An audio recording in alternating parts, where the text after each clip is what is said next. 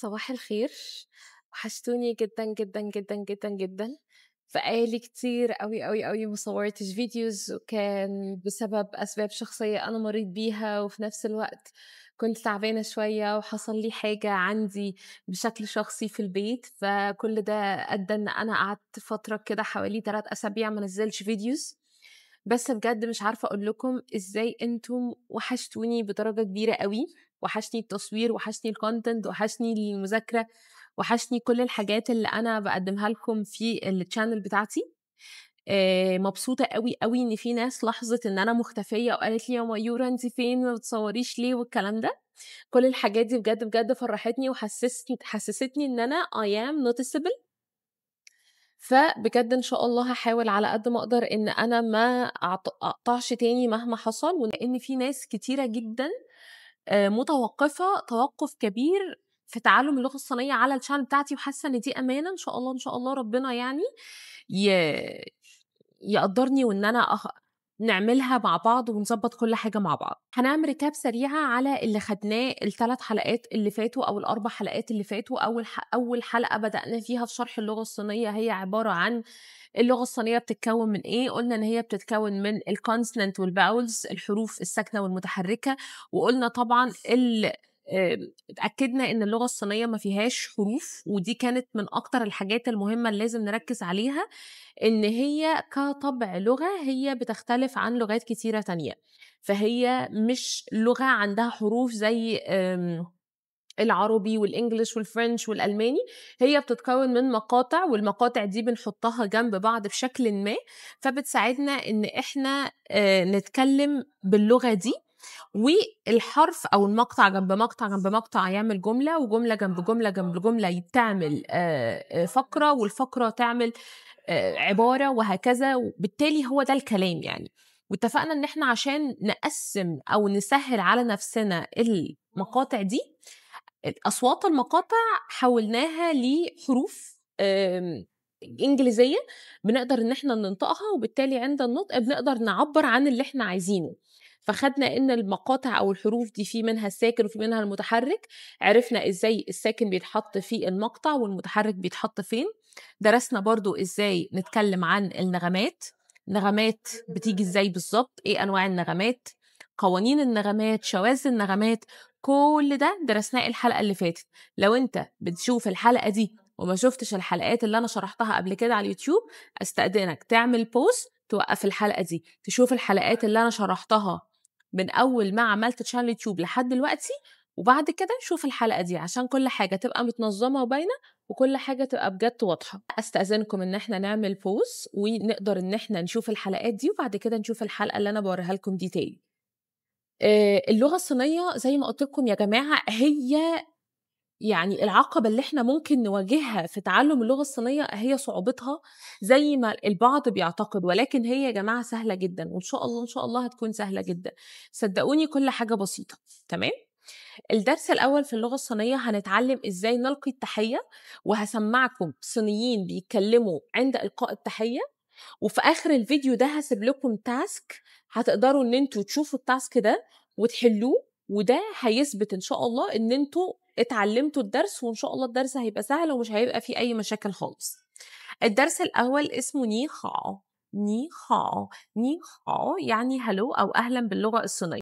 ودي الكلمة اللي الصينيين بيبتدوا إن هم يلقوا على بعض التحية من خلالها. فني هاو يعني هالو أو السلام عليكم أو أهلًا أو كده. عندنا text زي ما أنتم شايفين كده، الاتنين بيكلموا بعض، واحد بيقول له ني هاو والتاني بيرد عليه يقول له ني هاو. ني هاو. ني هاو. فأنا لما باجي بلقي التحية بقول ني هاو.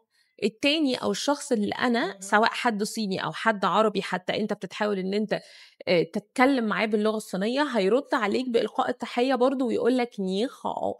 فني هاو. ني هاو كل ده عادي جدا وما فيهوش أي مشكلة. ني هاو بيترد عليها بني هاو. زي ما احنا شايفين كده يا جماعة، ني هاو لو احنا جينا حللناها هنلاقي ان ني اللي هو الضمير بتاع انت اللي هو يو. ني اللي هو انت. هاو اللي هو الجيد، كلمة باللغة الصينية معناها جيد او كويس او أموره طيبة. فلما بنيجي نركب الكلمتين مع بعض، أنت كويس. ني هاو دي الترجمة الحرفية بتاعتها اللي هو هلو أو أهلا. ني هاو، ني هاو. يبقى ني زي ما قلت لكم معناها أنت، وهاو معناها طيب، فأنت ني هاو معناها أنت كويس أو أهلا أو كده. وزي ما قلت لكم وأكدت برضو في الجملة اللي لسه قايلاها إنه بيترد عليها بني هاو. قبل ما ننقل على البورت اللي بعده هخليكم تسمعوا حد صيني بيقول ني هاو. يلا بينا. 第一课，你好， Lesson 1. Hello. 课文一， Text 1. 你好，你好， New words. 你好， ني هاو بسيطة وما فيهاش أي حاجة. بعد كده يا شباب هننتقل على البورت اللي بعده. لو أنا بسلم على حد كبير أو أنا بسلم على ناس كتير واقفين، أنا دلوقتي داخلة المطعم في واحد كبير بس واقف، فأنا بسلم عليه. بيفضل باللغة الصينية إن أنا أبين له شوية من الاحترام، فبقول له ني هاو، ني هاو. نين مش ني، هي بتبقى نين. نين هاو، نين هاو، نين هاو، نين هاو، اللي هي أهلا أو زي حضرتك أو حضرتك كويس. ده بقوله للحد مش شرط الأكبر مني سنا، بس الأكبر مني في العلم، الأكبر مني في المقامة الأدبية، الأكبر مني مثلا في حد مثلا بوس أو مدير أو كده. فأنا بقول له نين هاو، نين هاو. والنون اللي في الآخر أو الآن دي بتبقى مخففة قوي قوي، أنا مش بحس بيها. نين هاو، نين هاو. طيب لو أنا داخل الماركت أو داخل المكان اللي أنا داخله وفي ناس كتير قوي قوي موجودين، يعني مفيش حد واحد بس، لا في ناس كتير قوي قوي موجودين، بنقول لهم نيمن هاو، نيمن هاو، نيمن هاو، نيمن هاو. هي زي ني بالظبط، بس بحط حاجة اسمها من اللي هي علامة الجمع. نيمن هاو، نيمن هاو، نيمن هاو، نيمن هاو. يبقى لو انا هقول حاجه لحضرتك او هقول اهلا لحد كبير او لحد يعني اكبر مني في المقامه الادبيه، بقول نين هاو، نين هاو. طب لو مثلا داخل وفي ناس كتير قوي قوي موجوده وفي علامه الجمع، بقول نيمن هاو، نيمن هاو، نيمن هاو. دي من اكتر الحاجات اللي بجد بجد بتستخدم في اللغه الصينيه في المجال اليومي. يعني حتى لو انت متقدم او مش متقدم، والناس اللي دارسه صيني قبل كده هتعرف ده، ان الموضوع ده بجد شائع قوي. ان انا ممكن اقول نين هاو وانا باخد اتش اس كي 6 و اتش اس كي، الكلام ده هتلاقوه قدام، هي مراحل متقدمه من تعليم اللغه الصينيه. فنيما هاو ونين هاو دي حاجات منتشره جدا جدا. ايه الكلمات اللي احنا درسناها برضو في المقطع القصير ده؟ درسنا نين، نين، نين، نين اللي هي ضمير معناها اللي هو حضرتك. نين، نين. وفي نيمة، نيمة، نيمة، نيمة اللي هي أنتم، أنتم. وده برضو ضمير للجمع، بيشمل عادي، ممكن يشمل مجموعة من السيدات أو مجموعة من الذكور. ممكن إن أنا أقوله على الذكر وعلى الأنثى. نيمة، نيمة، نيمة. تعالوا يلا نسمع. 课文二， Text 2. 您好，你们好， New words. 您、你们、 زي ما احنا شفنا كده يا شباب وسمعنا الصينيين وهم بيقولوا نين هاو وني من هاو، نين هاو وني من هاو. البارت اللي بعده هنلاقي بنوتة هنا حاطة ايدها على بقها وبتحاول ان هي تعتذر. آسف باللغة الصينية، او ان انا ما كانش قصدي ان انا اعمل ده. اسمها 对不起，对不起，对不起，对不起. طبعا يا جماعه في الصوره اللي انتوا شايفينها هنا، انتوا شايفين ان انا كاتبه لكم البينين وكاتبه لكم الرمز. انا مش عايزاكم تتعلموا دلوقتي خالص ازاي تكتبوا رموز. انا كل اللي انا عايزاه ان انتوا تسمعوني وانتوا بتشوفوا الكلام اللي موجود على الشاشه، تقراوا مع بقي المخارج بتاعه الكلمات. توي بوتسي، الرموز اللي الرمز اللي تحته ده هو ده الرمز بتاع دويبوتشي. بس انا مش عايزاكم تركزوا دلوقتي في نطق الرموز، انا كل اللي انا عايزاكم تعملوه ان انتوا تركزوا في نطق الكلمات. دويبوتشي، دويبوتشي يعني ايه دويبوتشي؟ دويبوتشي يعني اسف. برد عليها مثلا ولا يهمك او اتس اوكي اتس فاين، كل ده اسمه ميكوانشي. ميكوانشي ميكوانشي يبقى اسف يعني دويبوتشي. دويبوتشي دويبوتشي دويبوتشي يعني آسف، بنرد عليها ميكوانشي ميكوانشي. طيب إيه الكلمات اللي خدناها هنا جديدة؟ خدنا دويبوتشي. دويبوتشي يعني آسف، أنا آسف، وبقوله لما أغلط في حد أو ما كانش قصدي أعمل حاجة أو إن أنا عملت حاجة غلط قوي تشني، بقول دويبوتشي دويبوتشي. لو هرد بقى على دويبوتشي ده وأقول مثلا ما كانش قصدي، هقول مثلا ولا يهمك اتس اوكي اتس فاين، ما يكونشي ما يكونشي. خلونا نسمع الريكورد. 课文3 Text 3. 对不起，没关系， New words. 对不起，没关系。 بعد ما سمعنا يا جماعة الكلمات، هننتقل لفقرة وهي فقرة البينين.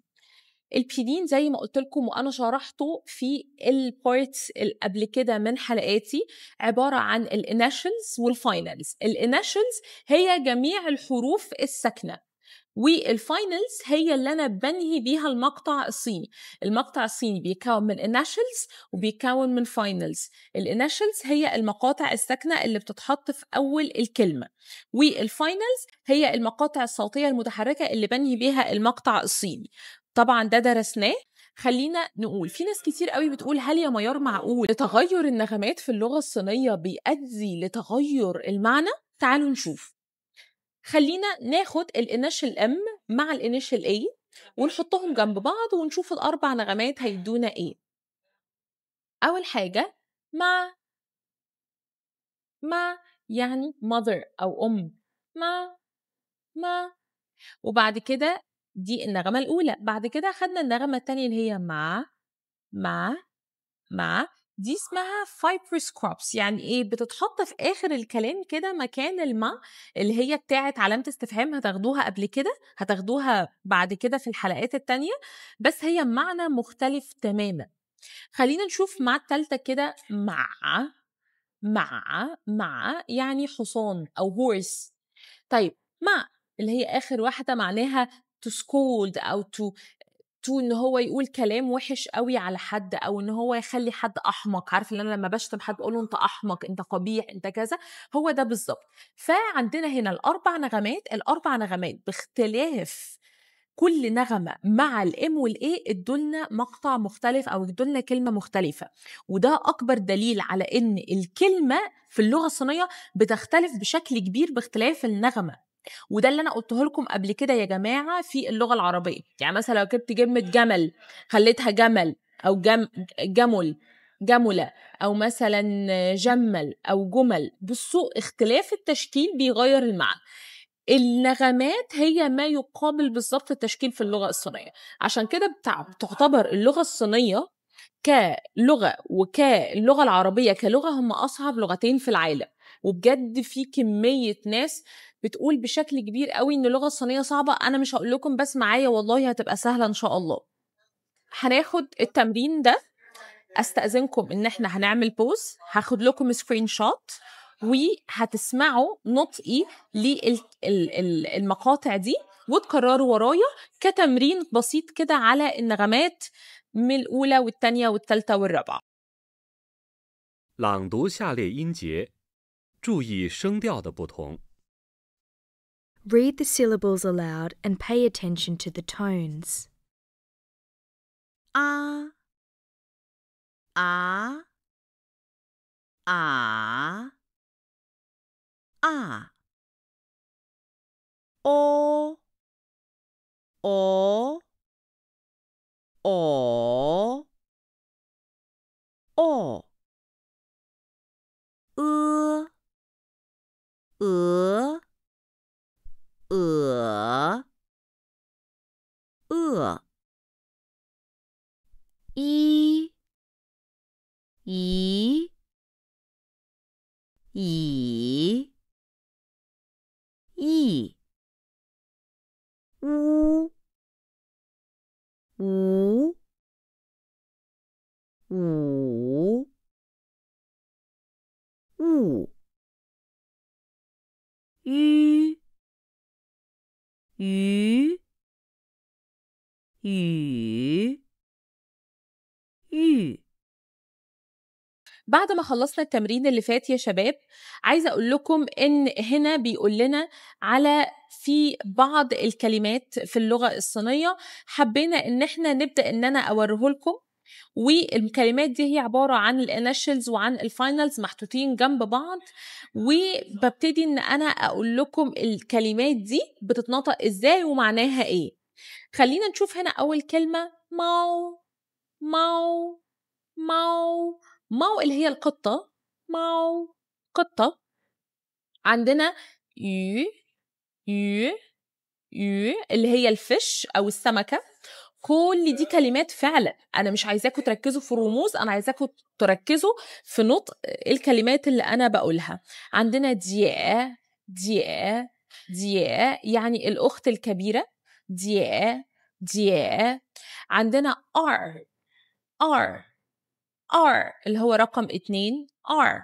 كل دي حاجات مهمة جدا جدا جدا، ببتدي ان انا اشتغل عليها واعرف ان انا بنطق اي مقطع في اللغة الصينية من خلال 3 حاجات: الانيشل او المقطع ساكن، الفاينل المقطع المتحرك، مع النغمة.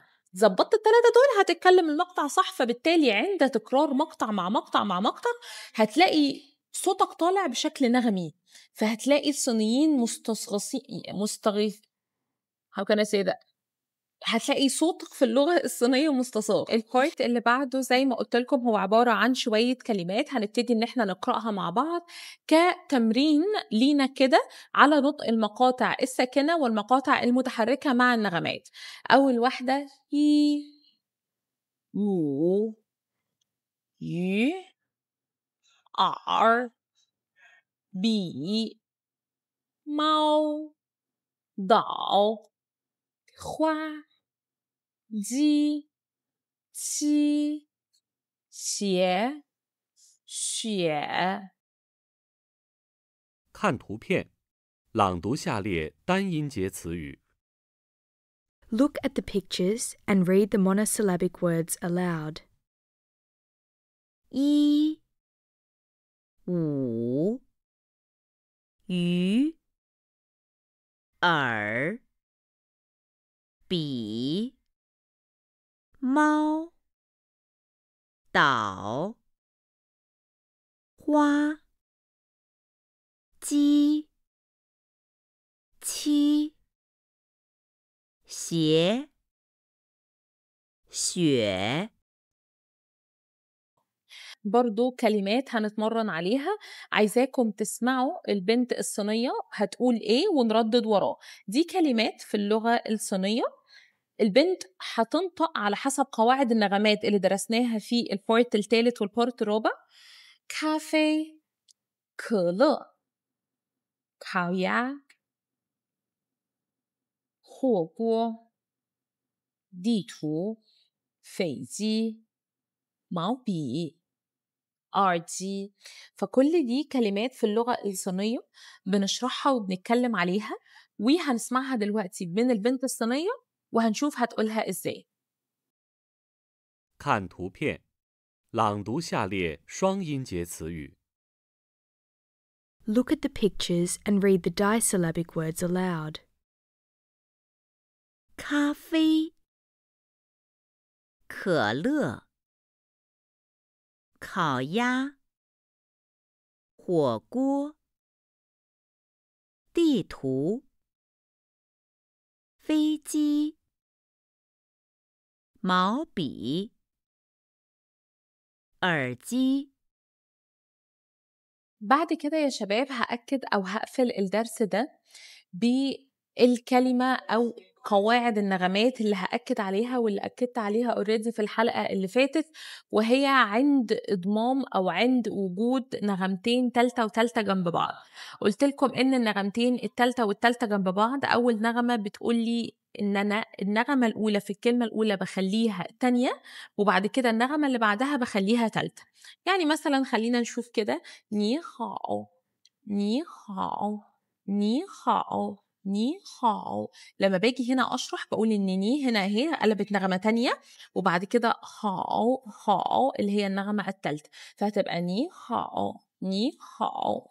بعد كده عندنا كي كي اللي هي ممكن او كان كي. خليكم بقى انتوا تقولوا الكلمه اللي بعدها فوق اهي نغمه ثالثه، ضاء اهي نغمه ثالثه، فلما باجي ان انا احطهم جنب بعض بحطها فوضع فوضع فوضع فوضع. اوكي.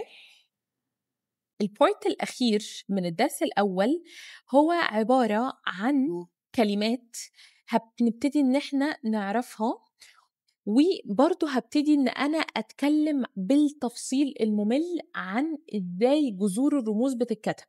انا كده خلصت اول حلقه من حلقات اللغه الصينيه. ده كده خلاص الحلقه بتاعت الدرس الاول، احنا خلاص كده بدانا ان احنا ندرس صيني صح بقى. عندنا خلاص البدايات بتاعتنا، بنعرف ازاي نتكلم، بنعرف ازاي نحط الاناشل مع الفاينل مع الرمز، مع الاناشل مع الفاينل مع النغمه. والنهارده خدنا تمرينات وشويه كلمات على الحاجات اللي خدناها المره اللي فاتت.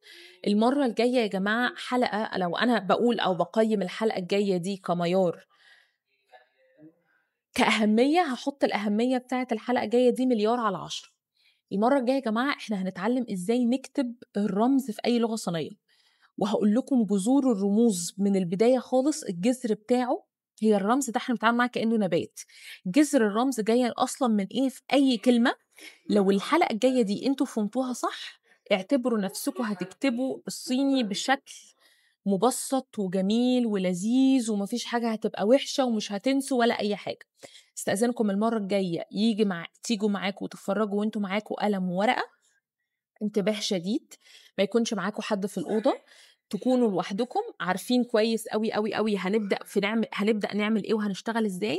هحاول على قد ما اقدر المرة الجاية ان انا ما اشرحش بشكلي كده، على قد ما انا يكون معايا سبورة وقلم، لان الموضوع مهم جدا جدا جدا جدا جدا في كتابة الرموز. سيب لكم تاسك، استأذنكم تشوفوه، بعد ما بتحلوا التاسك تكتبوا لي في الكومنت اللي انتوا عملتوه.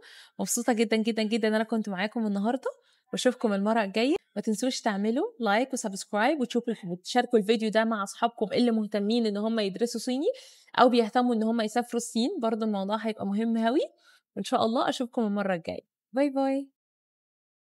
朗读下列音节，注意声调的不同。 Read the syllables aloud and pay attention to the tones.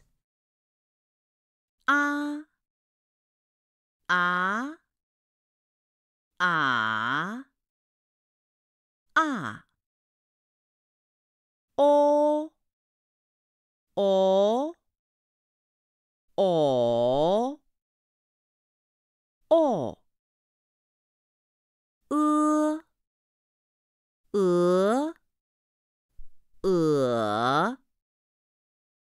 鹅一亿乌五五五鱼鱼雨